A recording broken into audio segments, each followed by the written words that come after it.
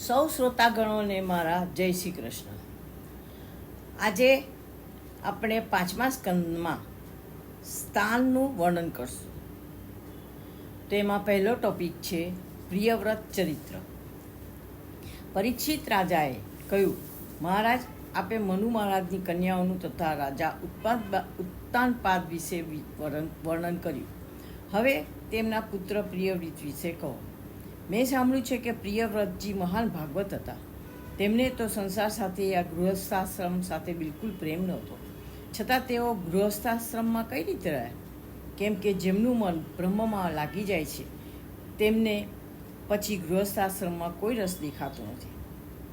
પછી તે શા માટે તેમાં પડી રહે? સુખદેવજીએ કહ્યું, તમે સારો પ્રશ્ન પૂછ્યો છે. આ વાત સાચી છે કે પ્રિયવ્રતને ગૃહસ્થાશ્રમમાં કોઈ રસ નહોતો. મનુ મહારાજ તેમને રાજા બનાવવા ઈચ્છતા હતા, પરંતુ તે તો નારદજીની પાસે ચાલ્યા ગયા. ત્યાં નારદજીના ઉપદેશ અનુસાર સૂર્ય ભગવાનની, દેવતાઓની તથા વિષ્ણુ ભગવાનની ઉપાસના કરવા લાગ્યા. ત્યારે મનુ મહારાજ બ્રહ્માજી પાસે ગયા અને કહ્યું, મારો પુત્ર નિવૃત્તિ માર્ગી થઈ ગયો છે, તેને સમજાવીને આપ ગૃહસ્થાશ્રમમાં લઈ આવો. બ્રહ્માજી આવ્યા અને તેમણે પ્રિયવ્રતને ઉપદેશ આપ્યો. તેમણે કહ્યું, બેટા, સંસારમાં રહીને પણ તમે સાધના કરી શકો છો. તમે બધા ગૃહસ્થાશ્રમમાં રહીને જ તેમની ભક્તિ કરીએ છીએ. અમે બધા ગૃહસ્થાશ્રમમાં રહીને જ તેમની ભક્તિ કરીએ છીએ. તમે ગૃહસ્થાશ્રમમાં પ્રવેશ કરો. જો તમે તમારા બધા કાર્યો ઈશ્વરની પૂજા સમજીને કરશો તો ગૃહસ્થાશ્રમ તમને બાંધી નહીં શકે. તેમાં રહીને પણ તમે કામ, ક્રોધ વગેરે વિકારોને વશ કરી શકો છો. હવે તમે નિશ્ચિંત થઈ જાઓ, તમારું કંઈ બગડશે નહીં, કેમ કે તમે તો બહુ યોગ્ય છો. પ્રિયવ્રત નારદજી સામે જોવા લાગ્યા. બ્રહ્માજી તો તેમના પિતા છે. નારદજી શું કહે? નારદજીએ કહ્યું, બરાબર છે, તમે જાઓ અને બ્રહ્માજીની આજ્ઞાનું પાલન કરો. આ પ્રમાણે પ્રિયવ્રત પોતાની ઈચ્છા વિના જ ગૃહસ્થાશ્રમમાં આવે છે. તેઓ એવા શ્રેષ્ઠ પુરુષ થયા કે ભગવાન સૂર્ય સુમેરુની પરિક્રમા કરે છે ત્યારે પૃથ્વીનો અડધો ભાગ પ્રકાશિત થાય છે અને અડધા ભાગમાં અંધકાર થાય છે. આ તેમને ગમ્યું નહીં. ત્યારે તેમણે સંકલ્પ કર્યો કે રાતને પણ હું દિવસમાં બદલી નાખીશ. તેઓ સૂર્ય સમાન રથ પર બેસી સૂર્યની પાછળ ગયા અને પૃથ્વીની 7 પરિક્રમાઓ કરી અને 7 દ્વીપોનું નિર્માણ કર્યું. આમ પ્રિયવ્રત એક મહાન રાજા અને ભક્ત હતા.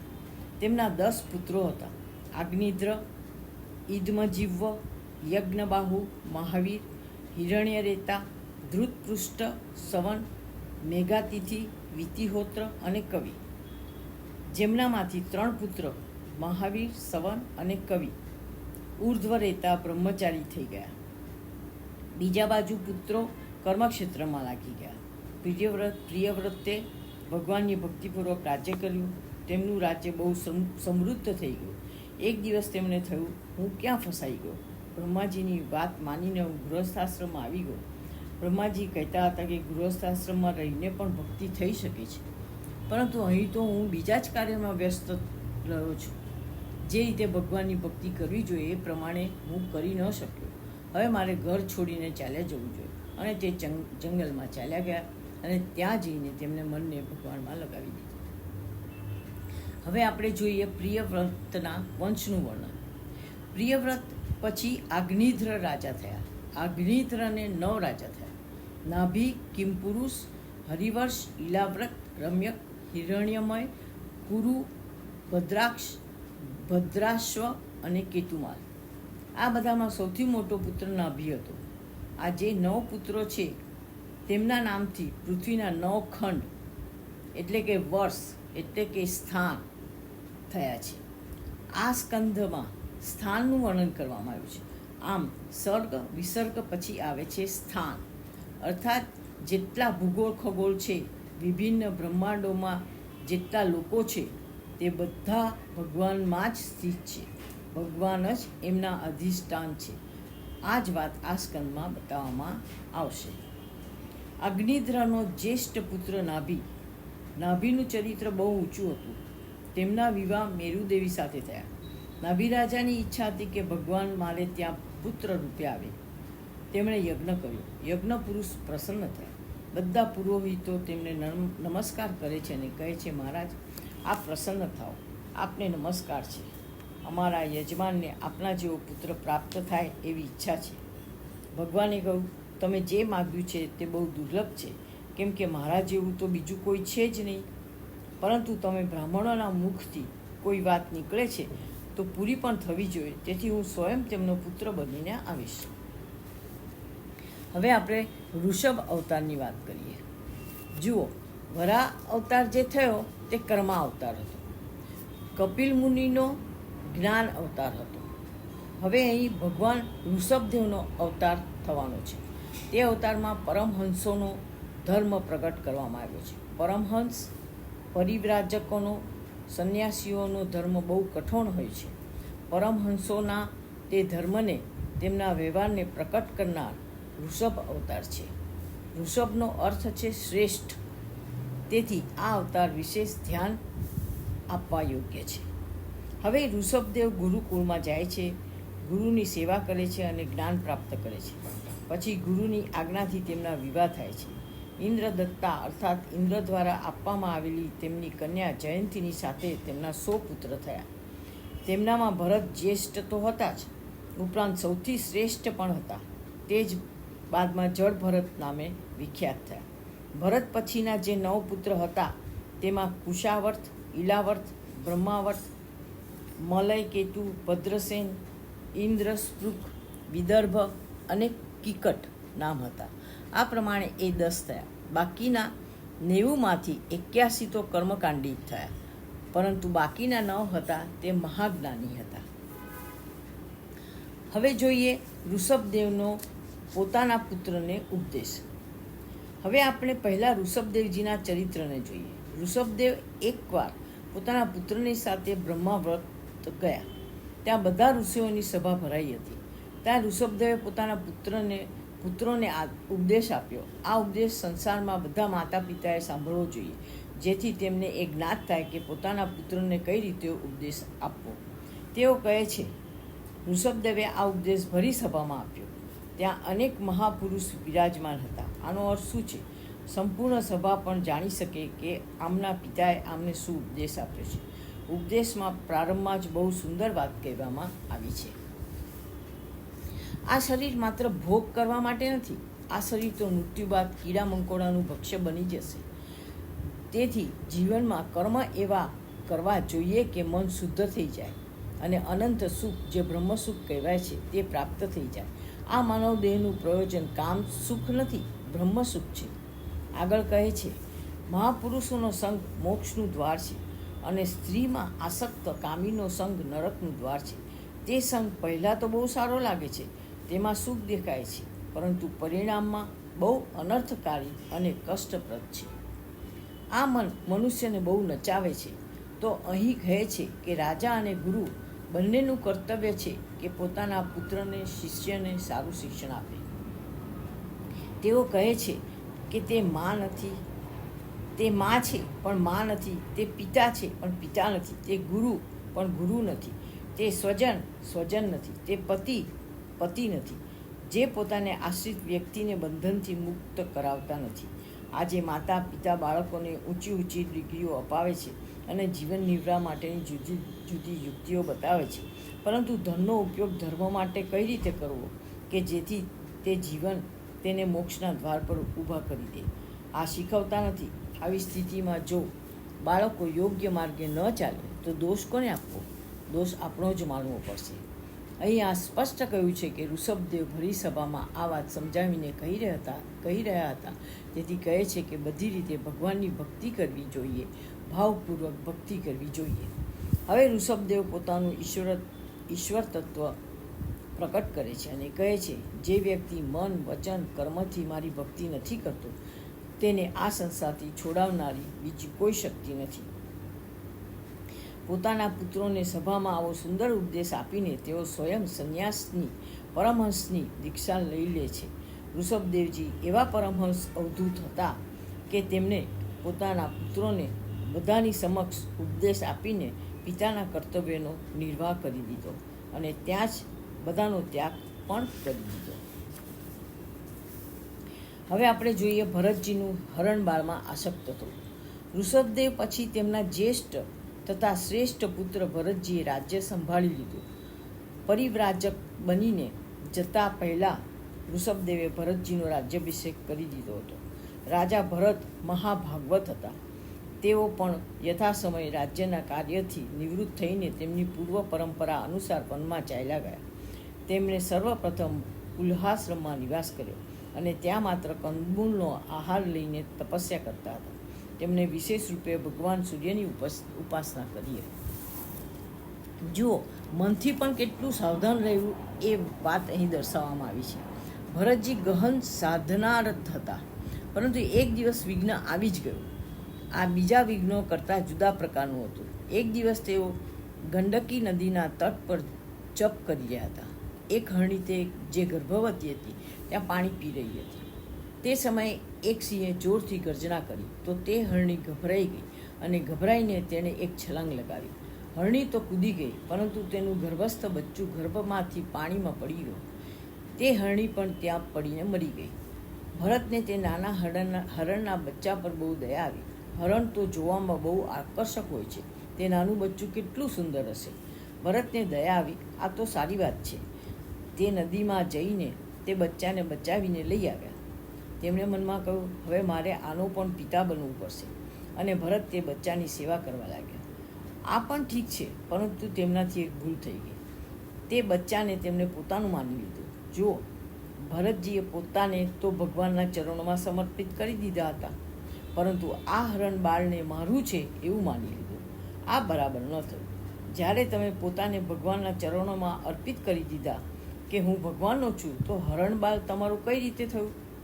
તેની સાથે મમત્વ કરી લીધું. આ જ ભૂલ થઈ ગઈ. સેવા કરી એ સારી વાત હતી, પણ તે બિલકુલ મમત્વ વિના થવી જોઈએ.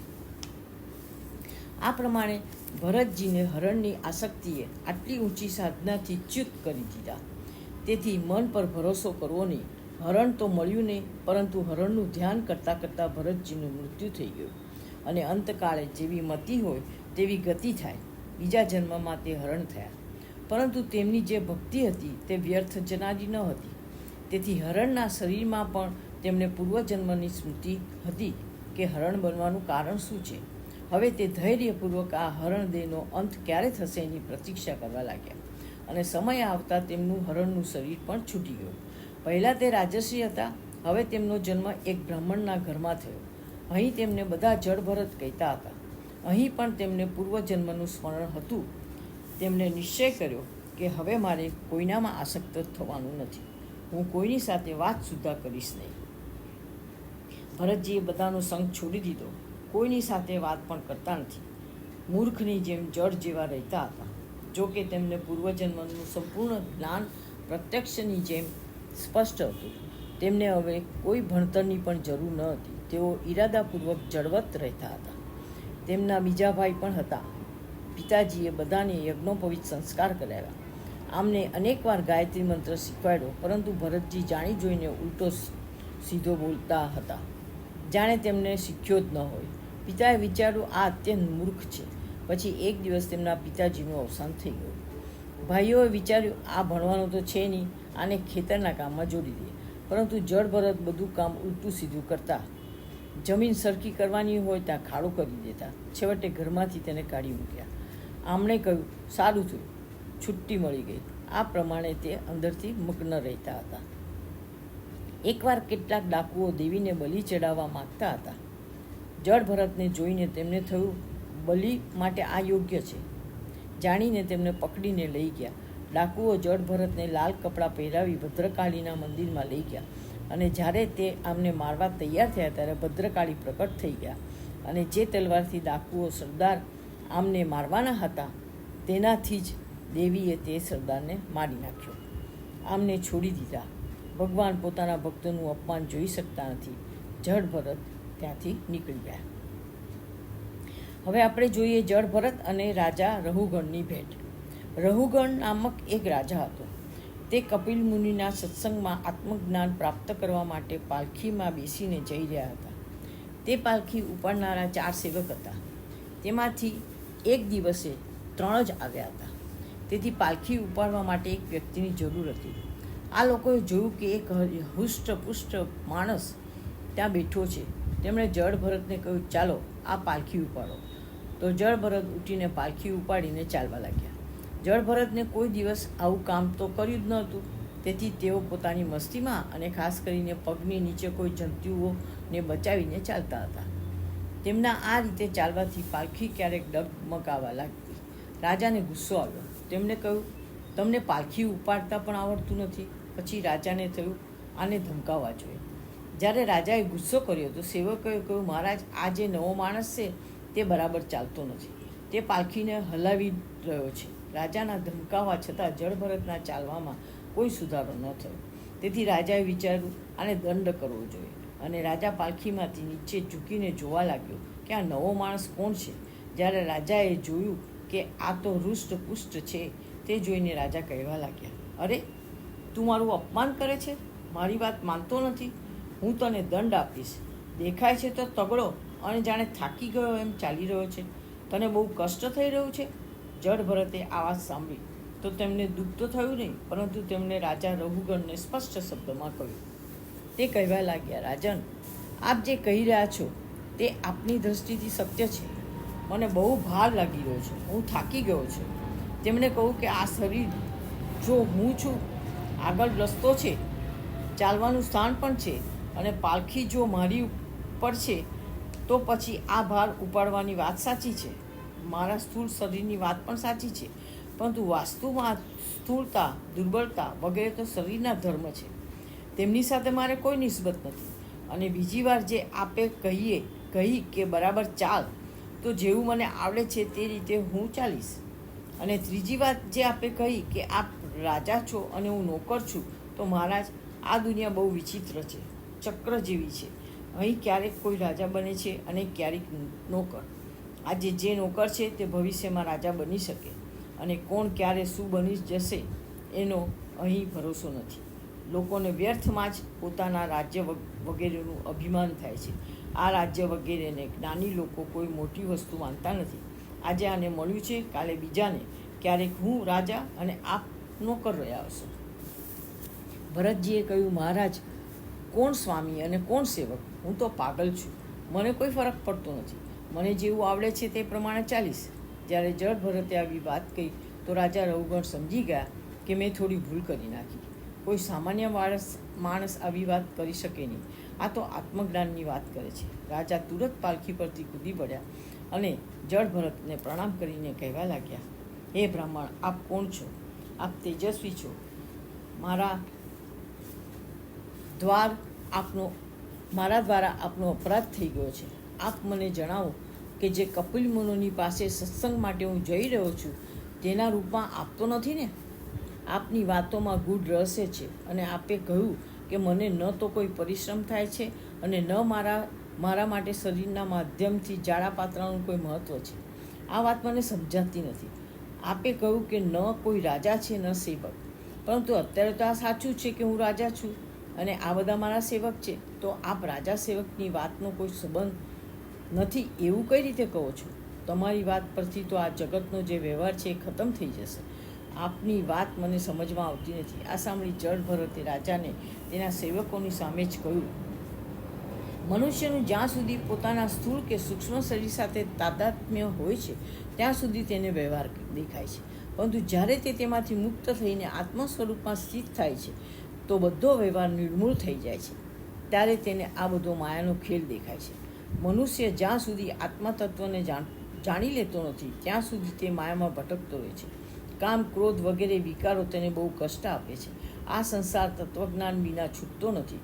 સારો લાગે છે તેને છોડવાનો ઉપાય છે ભગવાન શ્રી હરિના અને સદગુરુના ચરણોની ઉપાસનાથી બધો મોહ દૂર થઈ જાય છે. જળભરતજીએ આ પ્રમાણે કહ્યું તો રાજા સમજી ગયા તે બ્રાહ્મણ દેવતાને વારંવાર નમસ્કાર કરે છે.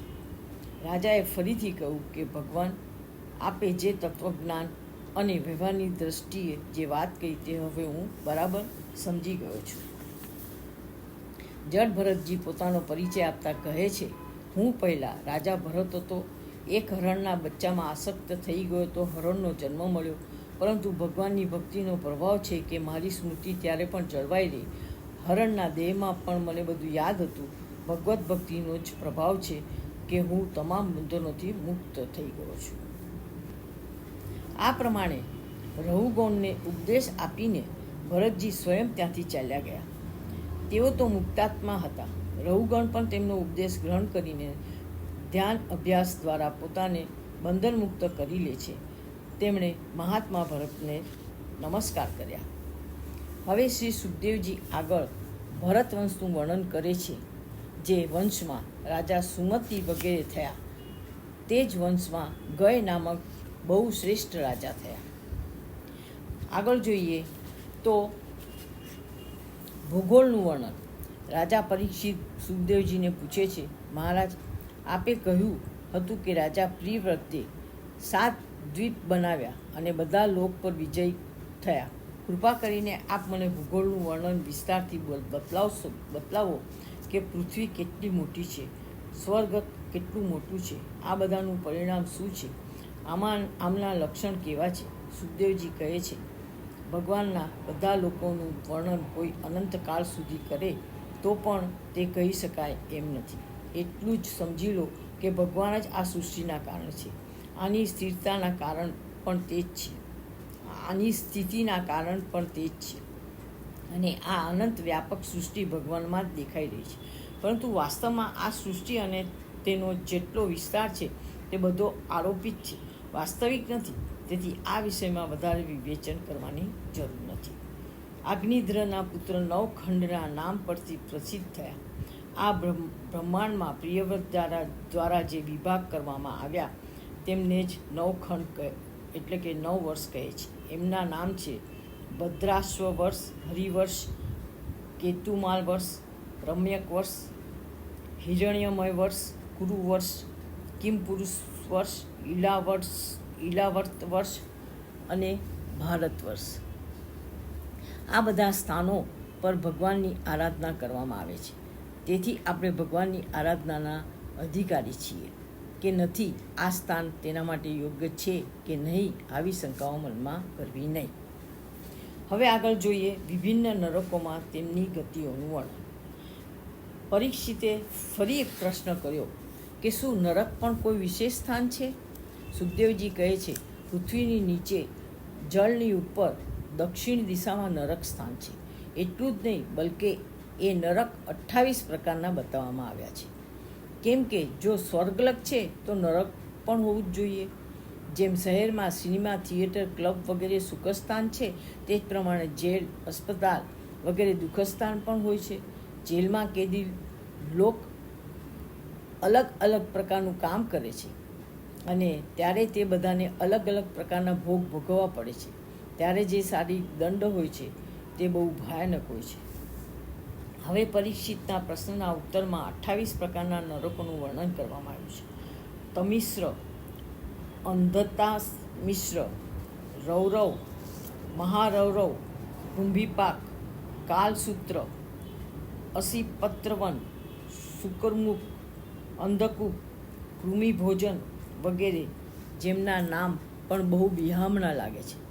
કયા પાપના કારણે કયા નરકમાં જવું પડે અને કઈ યાતના ભોગવવી પડે તેનું પણ વર્ણન કરવામાં આવ્યું છે. કેમ કે લોકો ભિન્ન ભિન્ન પ્રકારના કર્મો કરતા હોય છે. જે લોકો અહંતા અને મમતાને દ્રઢ કરીને બીજા લોકોનો દ્વેષ કરે છે, બીજાઓને દુઃખી કરે છે, તે લોકો રૌરવ નરકમાં જાય છે. તેમને બહુ કષ્ટ સહવું પડે છે.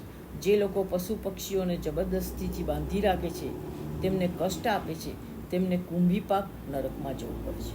ત્યાં તેમને ઉકળતા તેલમાં નાખવામાં આવે છે. અહીં લખ્યું છે કે તપ્ત તૈલે ઉપરંધયંતી, જે પિતાની બ્રાહ્મણોની હત્યા કરે છે તેમને કાલસૂત્ર નરકમાં જવું પડે છે.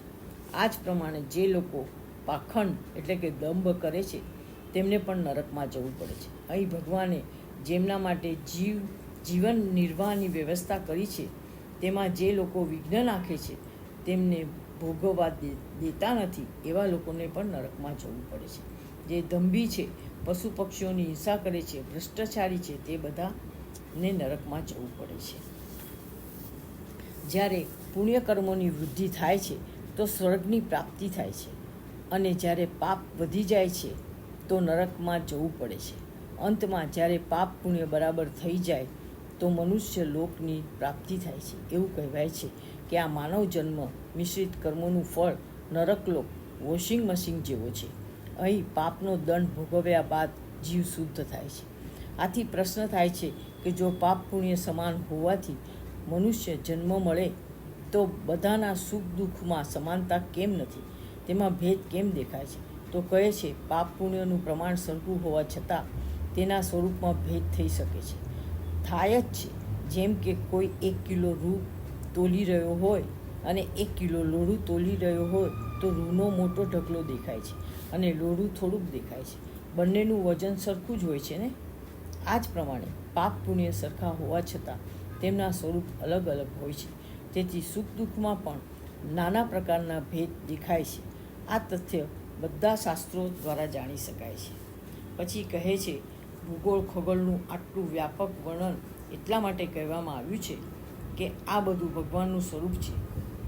પહેલાં તેમાં પોતાના મનને સ્થિર કરીને તેમને સૂક્ષ્મ અને શુદ્ધ બનાવવું જોઈએ અને પછી સૂક્ષ્મથી સૂક્ષ્મતમમાં જવું જોઈએ અને અંતમાં સૂક્ષ્મતમથી નિર્વિશેષ નિર્ગુણ સ્વરૂપમાં પહોંચવાનું.